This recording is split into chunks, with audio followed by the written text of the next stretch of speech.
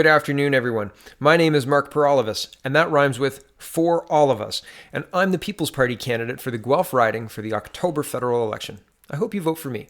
Today I'm going to talk to you about the People's Party plank on veterans, standing behind the men and women who sacrificed for our country. But first I want to understand what Justin Trudeau promised in 2015 and where that led, and then I'll unveiled the People's Party platform. It's been available on the website for about a week, but I like to go through each policy, and I'm going to collect it all up on my website. Anyway, here we go. Here's Justin Trudeau from 2015.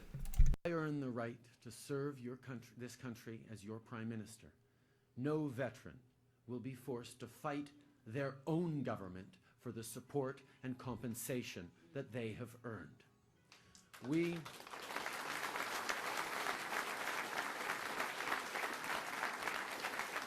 We will reinstate lifelong pensions and increase their value in line with the obligation we have made to those injured in the line of duty. So he said he was going to reinstate lifelong pensions. And that shouldn't just mean making another program called Lifelong Pensions, but that's apparently all they've done. And the program isn't as good as the one that was shoehorned in 2006, the one he was promising to roll back there. Because when you say reinstate, that means put back to what it used to be, right? Not we're going to come up with a new program and it's going to be worse by a lot. But that's what they did. Here's the Globe and Mail reporting. Veterans Association calls Pension for Life program a betrayal of community.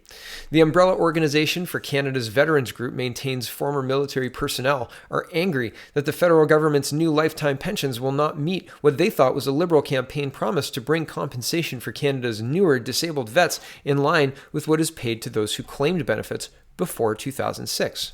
Brian Forbes, the chair of the National Council of Veteran Associations, has conducted an analysis of the Liberal government's proposed Pensions for Life program, which will be available starting next year, that's this year, to veterans who applied for benefits in 2006 or later. The report of that assessment will be released at a Veterans Summit in late October.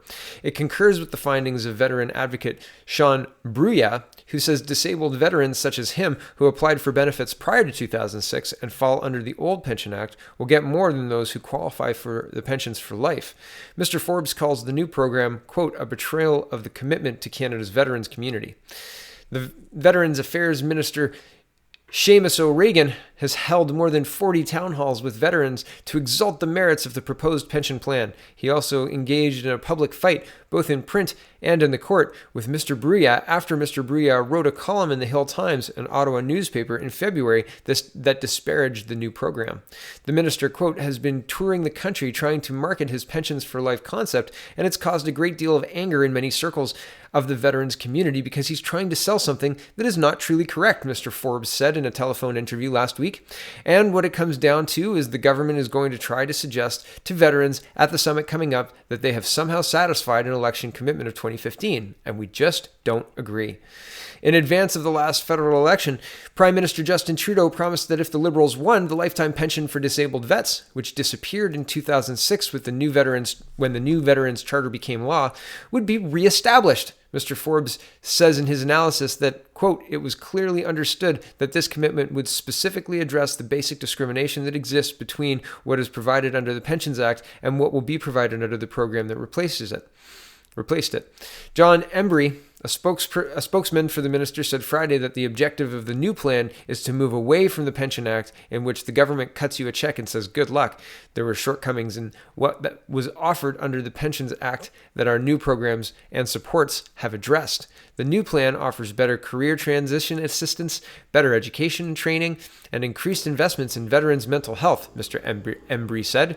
But Mr. Forbes says in his analysis that, quote, financial security remains a fundamental necessity to the successful implementation of any wellness or rehabilitation strategy. He looked at two scenarios, one in which a veteran suffers a severe and permanent impairment, and one in which he or she is moderately impaired. In the case of the severe impairment, he says a veteran who qualified for the Pensions for Life will get $3,650 a month, but the Pensions Act veteran who has no spouse and children will get $6,118 a month, and those Pension Act vets who are married and have kids will get even more. In the case of a veteran who is determined to be just 35% disabled, according to the Forbes analysis, the pension for life veteran will get $402.50 monthly, while the single Pension Act vet will get $977.20, so more than double.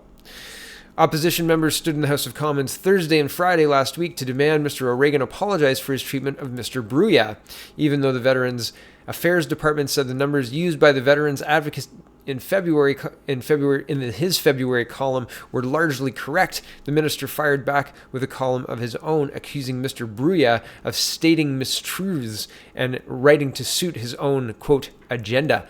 So the mudslinging continues. I don't have anything to back it up, but I'm going to accuse you of lying when your numbers are right. That's interesting. Here's the People's Party platform. This was crafted by veterans, and I was in the room when they announced this for the first time, which was neat.